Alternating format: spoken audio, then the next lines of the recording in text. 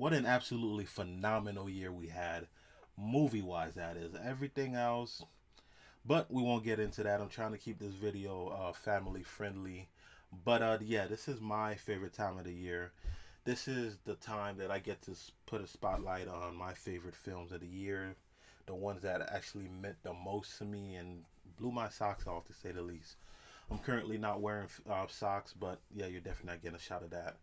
But yeah, so with honorable mentions out of the way, I made a video solely dedicated to just the honorable mentions 2211. Go check that out if you haven't.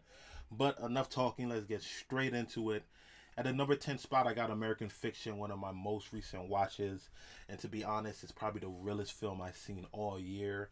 Jeffrey Wright, typically known as a supporting role type of actor, but here he is the leading man. He gets the spotlight shown on him.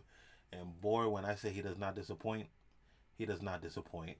Amazing film. I call this film the realest film because it doesn't hide or try to mince any words. It goes straight at your head. This film is basically about the black culture and black men, women, black people, period, trying to get their voices heard in a particular field that's they're pretty much known as minorities. Who am I kidding? We're pretty much minorities everywhere, but that's besides the fact. But here, what I like about this film and what makes it so relatable, it's not just a black thing, just a creative period trying to get into Hollywood, into any type of artsy profession, and getting your voice heard without you having to present yourself a particular way. Yeah, that aspect was extremely relatable, and the cast brought it. Issa Rae is in here. Sterling K. Brown. Wow, what a performance! What a performance, man! But yeah, definitely check it out. This one's a deep cut, but I love how it it's done in a comedic tone, but the message is never drowned. Like you solely understand what they're trying to convey here, but it's just comedic, so they could make it a little more digestible for you. And this director being a first time director, I am so sorry. I should have looked up your name before I started recording. Magnificent job. I was blown away to find out that's the first feature length they've ever done. But yeah, check it out, American Fiction, because I'm pretty sure 90% of you have not even seen this movie. All right, so at the number 9 spot, if American Fiction was the realest film I've seen, number 9 spot is the most tragic and devastating film I've seen all year, and that's The Iron Claw. Oh my God, where to begin? Where to begin? First and foremost, make sure you have a box of Kleenex with you. It doesn't even have to be Kleenex. Just make sure it's a heavy duty tissue because you will be doing a lot of weeping and crying watching this film, man. This one is a hard one to get through, but the performances, oh my God. All this hype that Zach Efron been getting throughout the years, I somewhat understood it, but I've yet to see that main role that really makes me say, okay, yeah, he's the one. He really got it because he being a child actor coming out from High School Musical, we're all in this together. You know, I had that in me, huh? Anyways, yeah, with him being a childhood actor and going to more of these grown up roles, he's always, in my opinion, been fighting the stigma from coming from Disney. But now I feel like he has that one grown up role that he excelled at, man. He was phenomenal here. And the fact that this is a true story, and then when you, besides the film, you actually find out what the true story is, oh my God, this is tragic, man. This deals with parents. It's easy to be a parent in this world. It's, boom boom pop out, you got a baby, but the consequences of like really raising the kid, man, like parents like reflecting their goals and ambitions on their kids, their failures on their kids, man, that could be tragic. And this film really, really shows you that. The dude that plays the father, Damn, I forgot his name. All I gotta say, man, you are a scumbag. In this role, that is. Oh my god, complete scumbag. I hated you every minute I watched this film, man, and whoo, I'm glad I never met the real guy in real life. But the Iron Claw, it's sad because I don't think it's gonna get any Oscar buzz because of some technical BS. But this film is phenomenal, needs to be seen. Jeremy White, oh my god. Mm-mm-mm-mm-mm. Everybody brought it here, man. Everybody brought it here. Phenomenal film. At number 8, it's The Holdovers, and oh my god, this film is fantastic.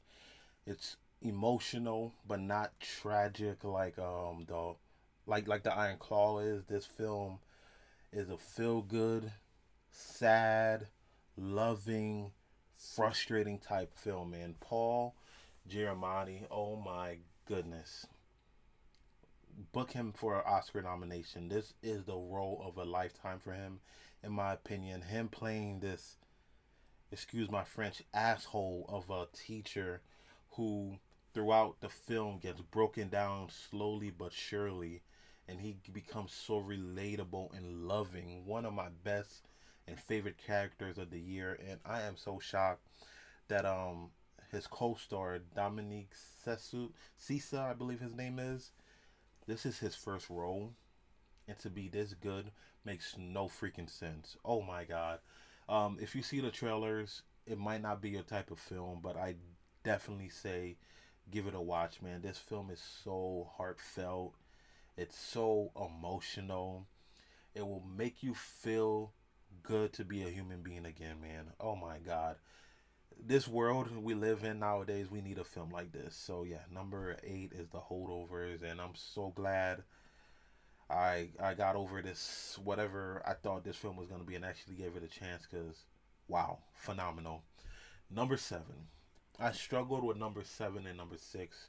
They were going back and forth. I love them both. They're obviously high in my top 10, but I think I finally settled on a ranking. Number 7 is a film that I knew nothing about. I had no expectations about, but I heard the buzz the week it came out, and you know what? I got up, I got my lazy ass off the couch and I watched it, and thank God I did. It's wow, Godzilla minus one. Oh my God, this Hollywood, take notes. This is how you make a Godzilla film, okay? Not him playing peekaboo, hide and seek, behind buildings, showing himself the last 5-10 minutes of the film. No. You establish him right from the jump, and you let us know he's not one of the homies. He's not welcome to the barbecue. Oh my god, this film is phenomenal, man. Woo, is the this is what a Godzilla film should be, a kaiju film, man. And these human characters were actually done right. This film was not solely about Godzilla. I actually cared about the human aspect of this film. I cared about their backstory. I cared about every situation they were going through. I cared about their love life. They all had, not all of them, majority of them had character arcs. Like, this was handled perfectly. They could have had this film without Godzilla being in it, and I would still love it, and it would be in my top 10. That's how good it was. But it had Godzilla, and he was the shit. Wow. Yeah, so this film is the perfect Godzilla film. This new movie that they got coming out this year, Godzilla vs. Kong. I don't know why you're doing that to yourself, because you're about to get embarrassed. You really about to get embarrassed. But yeah, this film is phenomenal. It's epic. The last 30-45 minutes had me on the edge of my seat. Jesus, it's low budget, and it still looked gorgeous, bro. All of the little extra bells and whistles were taken out of it. It was just a story about Godzilla and the people of Japan. Wow. Phenomenal film. I can't wait to buy it on Blu-ray, and I can't believe I love a Godzilla film again. Mm-mm-mm. So, number 6. Number 6, number 6, number 6.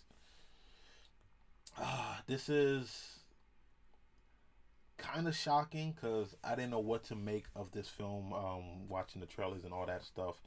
But it's Poor Things. Emma Stone, man. Emma Stone, she's a world class actress, actor, whatever you want to call it. But I've never, ever, ever, ever seen her this good. Easily, easily my favorite performance of the year, actor, actress wise. She brought it. Talk about character arcs from beginning to the end, and even in the middle, how they progress her story and her character. Oh my God. And I was telling you about how American Fiction, all this had messages that were masked with comedy. Here it does the same thing, but the messages here are more broader. They're more society based, human based, women rights, things of the human rights, human temperament, all that social class. But you hear me riddling off all these different things that this film is about, but it never feels preachy whatsoever. You're not getting lectured. It's just having a intellectual conversation. That's it. That's it. Now, with all that being said, the selling point for this movie, in my opinion, is the fact that it felt like a modern day because it came out in 2023, but it felt like our modern day Frankenstein movie. That's all I'm gonna say because you need to watch this film, man.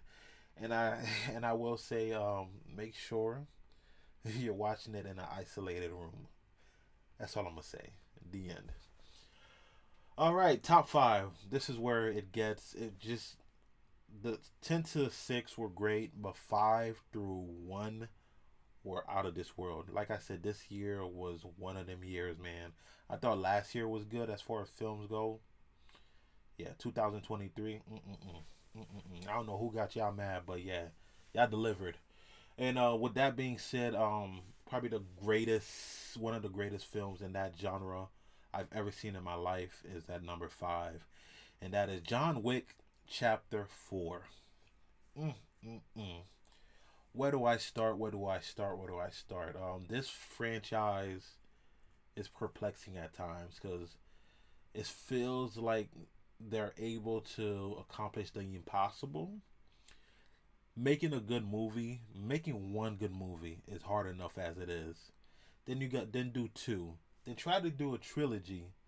And not just that, once you succeed with a great trilogy, which John Wick 1, 2, and 3 was, risk it all with a fourth one. And the fourth one be better than all previous ones before that. Impossible, right? No. John Wick Chapter 4 is not just better than the previous John Wick films. It's one of the best action films I've seen in my life, and I've seen a bunch of them.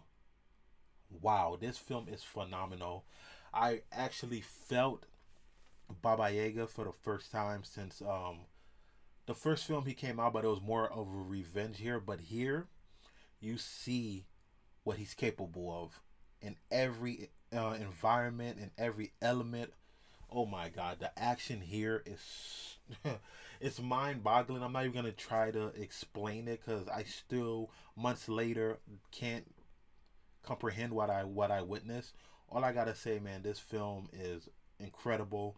Probably the most epic film of the year. Not probably, it is the most epic film of the year, man. And I really hope they don't do a chapter 5, because how this film ended is phenomenal. It's perfect. It's exactly how John Wick film should end, and hopefully it's the end of the main franchise. Yes, do your little spin-offs, TV shows. Stay away from my man, bro. Please, please, please. Yeah.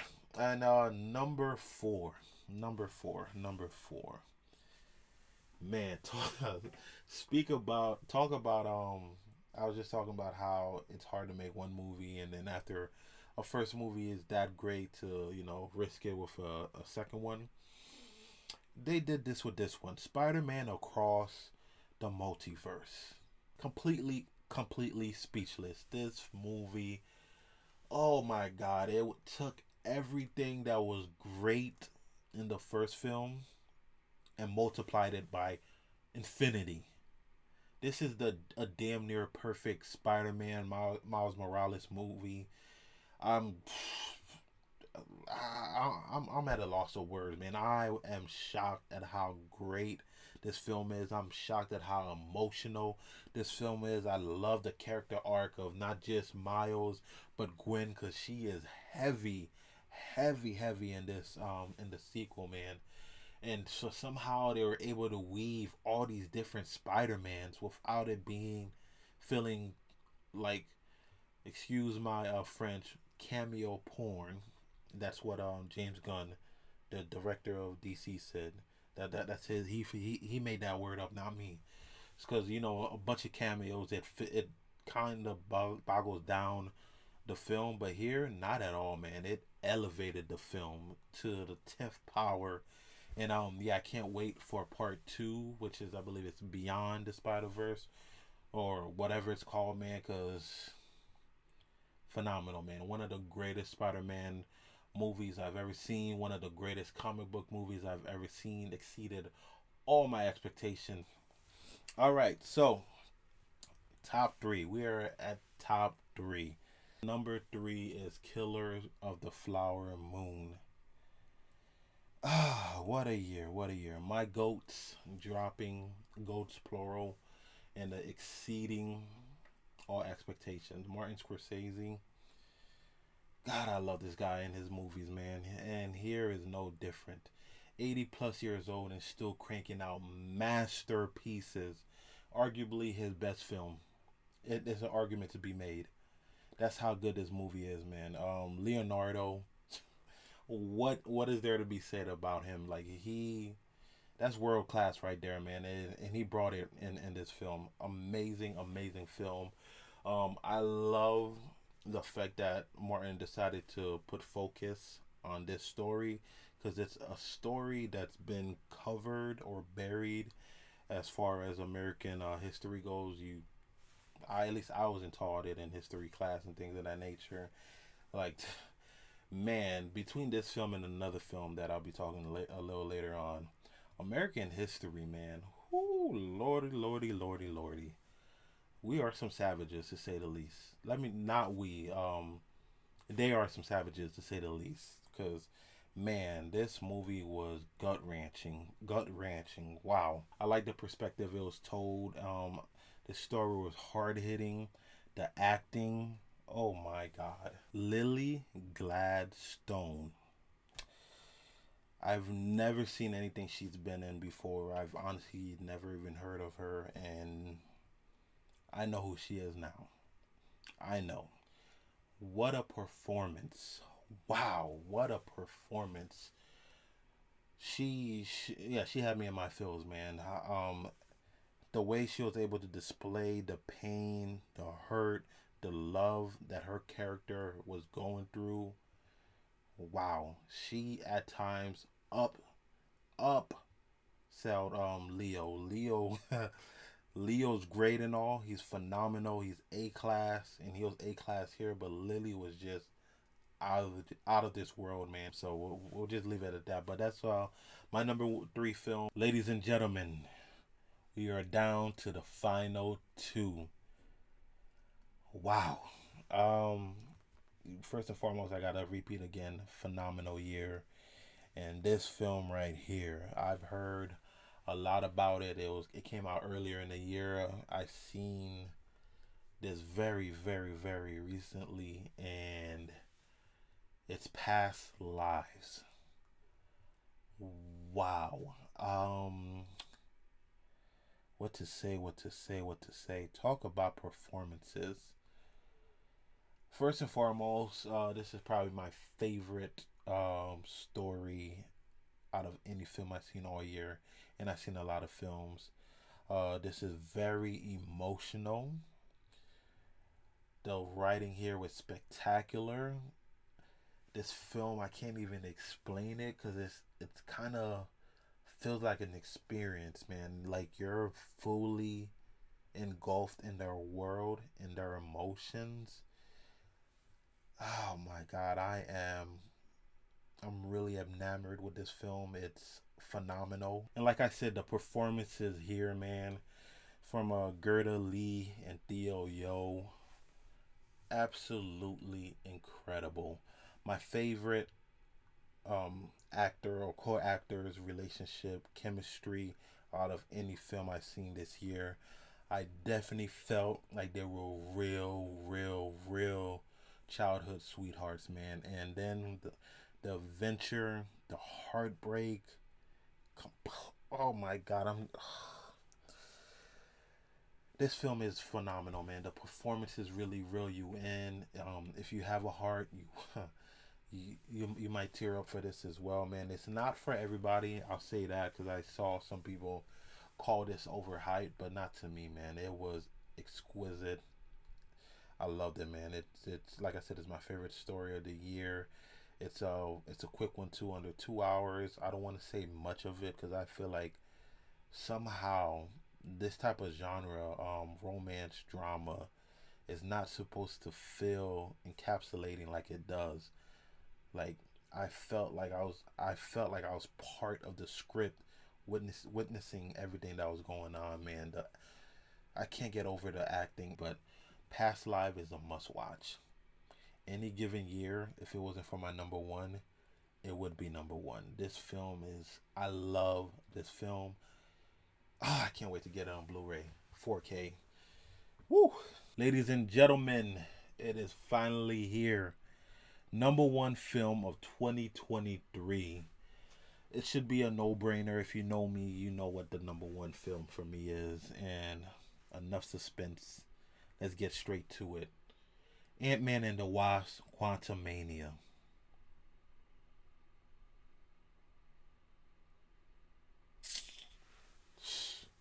Yeah, sure. All right, all jokes aside, number one film, like seriously, if you do know me, it's clear what my number one film is. My goat came out and did some goat things. Uh Oppenheimer. Oppenheimer, it's Oppenheimer, yes. Oppenheimer. Oh my God, Christopher Nolan. Where do I begin? Where do I begin? Where do I begin? Killian Murphy, phenomenal job as Oppenheimer, Robert J. Oppenheimer himself. But man, uh, Christopher Nolan, I don't know what to say about him. Uh, he does not miss clearly, but the fact that he was able to take a film about the atomic bomb, you hear that? Atomic bomb, and made it feel like a thriller is insane. This film practically made $1 billion in the box office while releasing the same day as a powerhouse Hollywood entertainment property as Barbie. The same day, and it almost made a billion or damn near a billion. That is insane.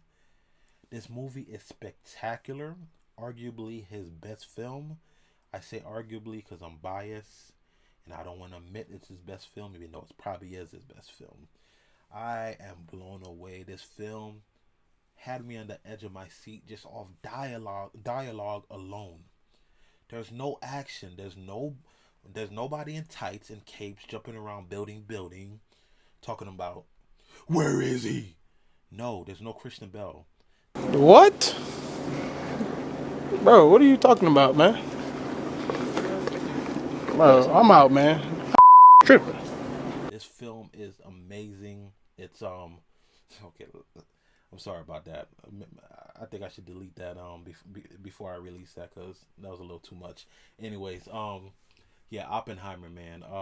Spectacular. Killian Murphy, man. He's a side actor in all these roles. I didn't know he was capable of doing this. I've seen him in damn near almost all Christopher Nolan films as like I said, a side character, but him having his main role and him being as good, he's probably gonna win the Oscars this year. Let's stop all these, great performances. Yes, yes, yes, but it's his to lose, man. It is amazing, man. And the fact that this film plays in so many different genres, which is odd because it's about the atomic bomb. It's a drama in the beginning, it's a thriller in the middle, it's a law procedure at the end. Technical wise, Nolan is just flexing and is in his bag like I've never seen him before. This is his most technical sound film to date. Everything is practical.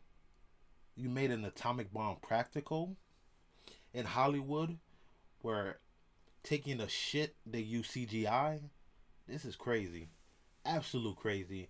The color pattern, the black going from black and white to color. Oh my god, man. And there's particular scenes when he's having a conversation and then you feel the I'm at a loss of words, man. This is his what is it? This is his Citizen Kane, Christopher Nolan. I don't know if he's ever gonna be able to top this film. This is easily the best film of the year. I'm blown away. I knew I would love it, but not to this extent, man. This is a damn near perfect film. 3 hours and it did not feel like it at all, man. This is man. That's it. I ain't got nothing else to say. I'm at a loss of words, man. That's my top 10. I hope you enjoyed it. 2024. I feel sorry for you because I don't know how in the hell you're gonna compete with what just happened in 2023. Insane. Most anticipated of 2024 coming out. So we'll see if they can contend or not. But yeah, thank you for watching. I was a little bit more animated in this video because I love movies, man. And these 10 right here, I love each and every one of them, man. But yeah, till next time, thank you for chilling and hanging out with me. I'm Kevin D. Moss, and I'm out.